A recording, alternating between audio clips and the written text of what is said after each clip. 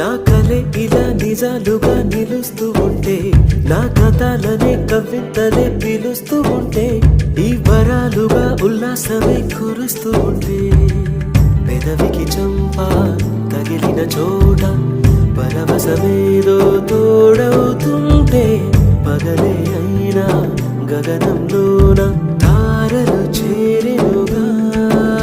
నిజంగా నేనేనా ఇలా నీ జతలో ఉన్నా?